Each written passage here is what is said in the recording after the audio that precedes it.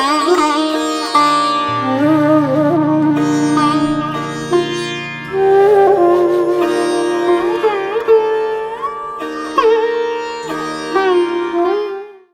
हमने कहा था कि विवेक वैराग्य मनुष्य की नैसर्गिक उपलब्धि है।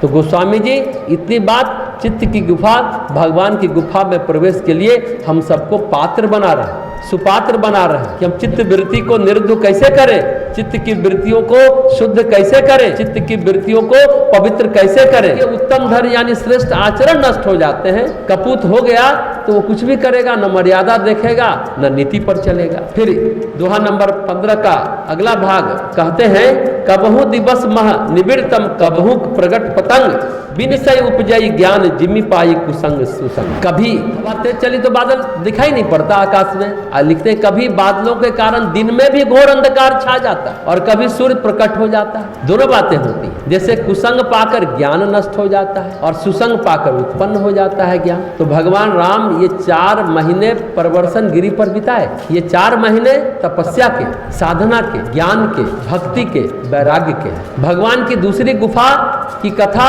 की ये सब घटनाएं जिसकी चर्चा हम लोग कर रहे हैं। अब इस चित्त की गुफा की संरचना की तत्व कथा पर बात करें। दरअसल ये चित्त की गुफा है, चित्त के निरुद्ध की गुफा है और चित्त के निरुद्ध की तत्व कथा को हम लोग जाने, चित्त में रहने वाले कर्म और संस्कार की तत्व कथा को हम लोग थोड़ा अच्छे से समझने की कोशिश करें। जरूर इस बात को बार बार हम कह रहे हैं कि यहाँ इंद्रिय प्रेम नहीं है, यह कथा आत्मा की चल रही है। आत्मा के स्तर पर सोचने की कोशिश करें, एक शब्द का अर्थ उस तरह से लगा, क्योंकि यहाँ भगवान बैठे हैं ना प्रवर्षण पर्वत पर और इस दृश्य को देख रहे हैं, घटना घटते हुए देख रहे हैं। बरसात की रात, बरसात का दिन कैसा बीत रहा है और ये दृश्य दिखा कौन रहा है और कौन देख रहा है, ध्यान से समझेंगे। भगवान राम लक्ष्मण को ज्ञान दे रहे हैं। हमने बताया कि भगवान राम ज्ञान है, बीच में भक्ति सीता जी हैं और पीछे लक्ष्मण वैराग्य के रूप। भगवान राम लक्ष्मण को ज्ञान दे रहे हैं। जैसा हमने भी कहा था कि चतुर्मास श्रवण मास से शुरू होता है, श्रावण मास से, सुनने का मास है। गुरु ने कहा,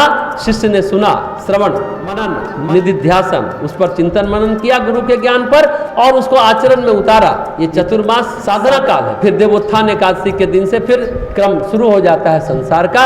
ये 4 महीना अंतर्मुखी जीवन जीने का काल है। ये भी कहते हैं कि 4 महीने सृष्टि का संचालन भगवान शिव करते हैं, बाकी 8 महीने विष्णु शयन एकादशी से देवोत्थान एकादशी तक सृष्टि का संचालन भगवान शिव करते हैं। श्रावण मास से बोलबम बहुत लोग जाते हैं। तो इस चतुर्मास में भगवान राम लक्ष्मण को ज्ञान दे रहे हैं उस गिरी गुफा में बैठकर, यानी ज्ञान वैराग्य को पोषण दे रहा है। तब तो बात ये है, कह सकते हैं वैराग्य तृप्त कब होता है, तुष्ट कब रहता है, कब पुष्ट रहता है, जब उसके आगे आगे ज्ञान रहता है और पोषण के लिए भक्ति रहती है। भक्ति को देखता है तो भक्ति उसे ज्ञान से मिला देती है। जैसे राम आगे चल रहे हैं वनवास में, फिर सीता माता, फिर लक्ष्मण जी चल रहे हैं, तो आगे आगे ज्ञान, बीच में भक्ति चल रही है, फिर वैराग्य चल रहा है। क्या हुआ? वैराग्य तब संरक्षित रहता है, तृप्त रहता है, तुष्ट रहता है, पुष्ट रहता है जब उसके आगे ज्ञान रहता है। पोषण के लिए भक्ति रहती, भक्ति को देखता है तो भक्ति उसे ज्ञान से मिला देती है। ज्ञान भक्ति वैराग्य जनु सोहत धरे शरीर। ये ज्ञान भक्ति और वैराग्य शरीर धारण किए हुए राम के रूप में, सीता के रूप में, लक्ष्मण के। ज्ञान राम है, भक्ति सीता, वैराग्य लक्ष्मण। इस तरह रह रहे हैं, लेकिन क्या हो गया? सीता का अपहरण हो चुका है, हरण हो चुका है। अभी भक्ति यानी सीता के बिना ज्ञान और वैराग्य रह रहे हैं, राम और लक्ष्मण रह रहे हैं। 2 चौपाइयां तुलसीदास जी की हैं, जिसका अर्थ कुछ और लोग किस तरह निकालते हैं, यानी अनर्थ निकाल सकते हैं। पहला क्या था?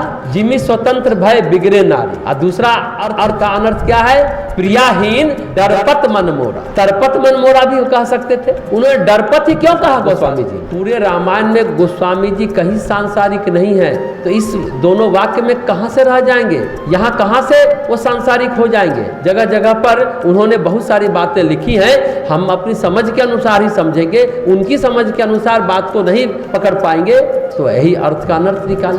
बरसात की रात है, चंद्रमा निकली हुई है, तो रामचंद्र जी के लिए कहते हैं प्रियाहीन डरपत मन मोरा। सीता के बिना भगवान राम तड़प रहे हैं, डर रहे हैं कि ज्ञान के बिना भक्ति कैसे होगी, ये नहीं सोच रहे हैं, ये सांसारिक बात समझ रहे हैं। जिम्मी स्वतंत्र भय बिगड़े नारी। नारी को स्वतंत्र छोड़ दो तो बिगड़ जाती है। सामान्य अर्थ तो यही लगाइएगा, आलोचना करिएगा। लेकिन जैसा हमने कहा, गोस्वामी जी की बातें सांसारिक नहीं है, आध्यात्मिक है, लेकिन मनुष्य की सांसारिक वृत्तियां तो वैसी ही हैं। कुछ भी अर्थ का अनर्थ निकालती है और अपना आरोपण करता है, अपनी समझ के अनुसार सबको समझाता है। साइकोलॉजी में एक शब्द है प्रोजेक्शन। अपनी बात, अपने विचार, अपने भावों को प्रोजेक्ट कर